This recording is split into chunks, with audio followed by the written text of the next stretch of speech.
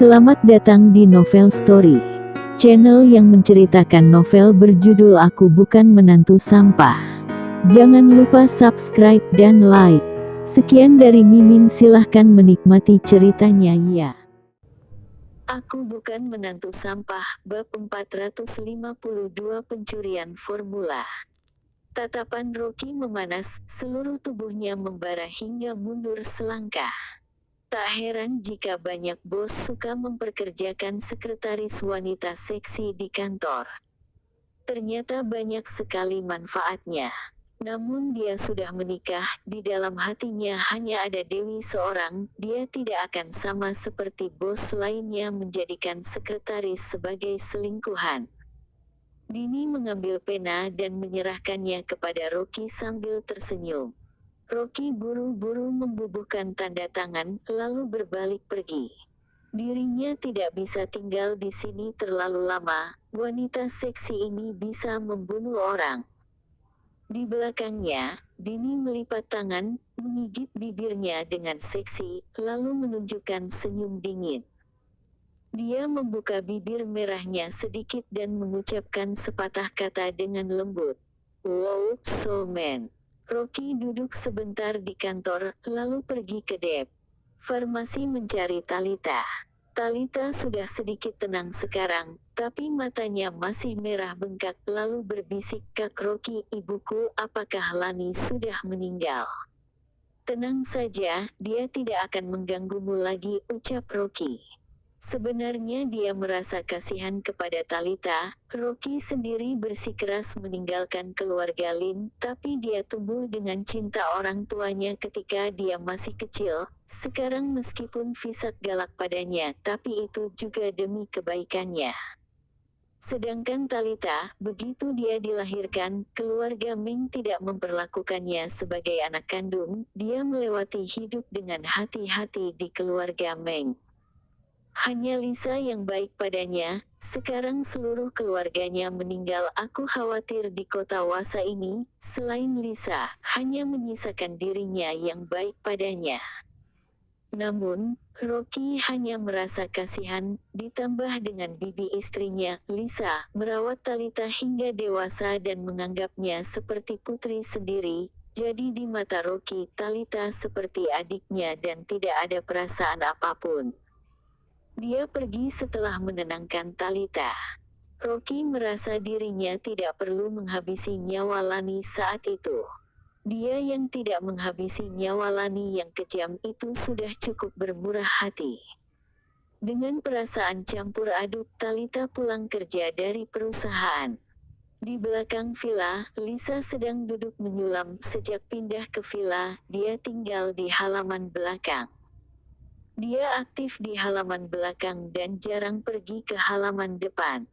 Lisa mengangkat kepalanya dengan ramah, tiba-tiba menyadari suasana hati Talita sedang buruk. Dia segera bangkit dan bertanya, "Tal, kenapa?" Talita berjalan mendekat, ragu-ragu. "Bilisa, menurutmu apakah Kak Rocky akan mengusir kita?" "Tidak mungkin, dia tidak akan berbuat seperti itu." Kalau Talita merenung, berbisik, "Kalau dia tahu aku wanita jahat, dia pasti akan mengusirku." Lisa tersenyum, membelai kepalanya dengan penuh kasih. "Jangan pikirkan itu, aku melihatmu tumbuh dewasa, kamu anak yang baik." Talita tersenyum sedih, berbalik dan berjalan ke kamar tidur. Dia sama sekali bukan anak baik. Lisa tidak mengetahui rahasianya. Lisa memperhatikan Talita berjalan ke kamar tidur dengan putus asa, mendesah cemas, menggelengkan kepalanya. Anak ini, kenapa begitu keras kepala? Tidak peduli seberapa baik Rocky, dia sudah menikah, kenapa kamu begitu tidak bisa merelakannya? Dia yang membesarkan Talita, bagaimana mungkin tidak bisa melihat isi hatinya? Hanya saja Rocky sudah menikah, tidak peduli seberapa tergila-gilanya Talita, Rocky hanya menganggapnya sebagai adik. Di dalam kantor, Junandus menelepon Selvi, melaporkan padanya masalah dia berhasil mengendalikan Rino dan Alicia. "Bagus sekali. Selvi melipat tangannya, tersenyum dingin. Tidak kusangka, semua orang di sekitar Rocky bodoh. Junandus tersenyum, sepasang suami istri ini seperti orang bodoh, berlutut menyemir sepatuku, benar-benar aneh telo. Selvi tersenyum, kalau tidak bodoh, bagaimana mungkin bisa kumanfaatkan? Kamu beritahu Rino, berikan formula salep intermiten padaku. Setelah Junandus selesai menelepon, dia segera menelepon Rino, memanggilnya ke kantor. Begitu mendapat telepon dari Junandus, Rino tidak berani berlambat-lambat, dia segera menarik Alicia berlari. Begitu keduanya memasuki kantor, mereka tiba-tiba tanpa sadar membungkuk, menyanjung dan tertawa.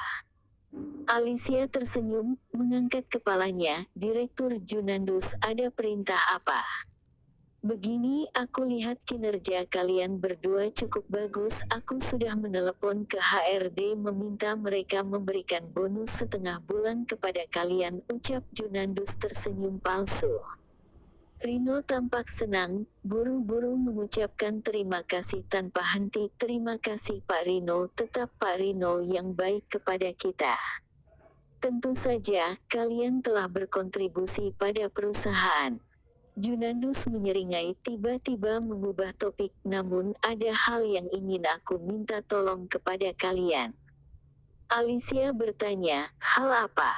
Junandus menjelaskan dengan santai, hal sepele, hanya saja cukup memalukan. Itu formula obat salep intermiten terus berada di tangan Rocky, dia menolak menyerahkannya.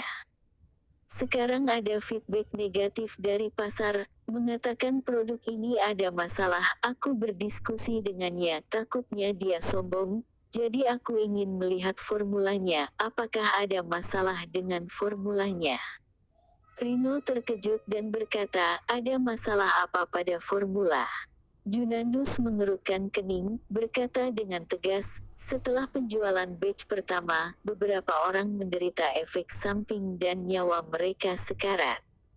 Perusahaan mencurigai ada masalah pada formula obat, tapi Rocky tidak berpikir demikian dan tidak bersedia menyerahkan formulanya. Agar dia tidak salah paham, aku ingin melihat formulanya.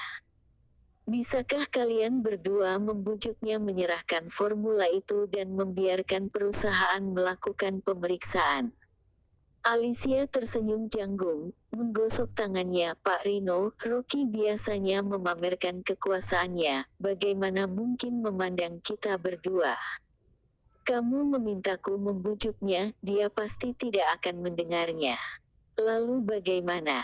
Junandus sengaja menghela nafas. Dalam rapat direksi mengatakan kalau kalian berdua berhasil mendapatkan formulanya, perusahaan akan memberikan hadiah 6 meter kepada kalian. Tampaknya kalian tidak bisa mendapatkan uang ini. Dia yang belum selesai berbicara, tatapan Alicia tiba-tiba berbinar. Apa ada hadiah?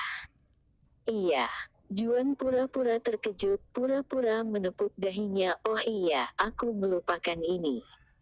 Kalau kalian bisa mendapatkan formulanya, perusahaan akan memberikan hadiah sebesar 6M. Kalau Rocky tidak bersedia memberikannya, kalian dapat memikirkan cara untuk mendapatkannya secara diam-diam. Rino berseru, bagaimana kalau mencuri? Curi kepalamu. Kalau diam bisa mati, ya. Alicia menendang Junandus, lalu berbalik, menyeringai ke arah Rino. Pak Rino, hadiahnya kamu simpan dulu untuk kami. Aku akan memikirkan cara mengambil formula itu dari tangan Rocky. Oke. Junandus berkata dengan sedikit ekspresi, tidak kusangka kalian begitu licik. Kalau berhasil mendapatkan formulanya, aku pribadi akan memberikan kalian hadiah 2M. Anggap saja sebagai uang kontribusi kalian untuk perusahaan. Terima kasih Pak Junandus. Alicia tersenyum mengerutkan kening, takut suaminya menolak lagi, lalu dia segera menarik Rino keluar dari kantor. Begitu keluar dari kantor, Rino mengeluh, formulanya ada sama Rocky. Kalau dia bersedia menyerahkannya, sudah sejak awal dia menyerahkannya. Kamu bodoh ya. Alicia menunjuk kepala Rino, dia tidak menyerahkannya, kita curi saja. Formulanya pasti berada di tangannya. Terima kasih telah menonton, jangan lupa like, komen dan subscribe ya teman-teman agar saya semangat melanjutkan novel ini. Jika ada yang kurang baik silahkan komen di bawah agar saya memperbaikinya. Sekian dan terima kasih ya.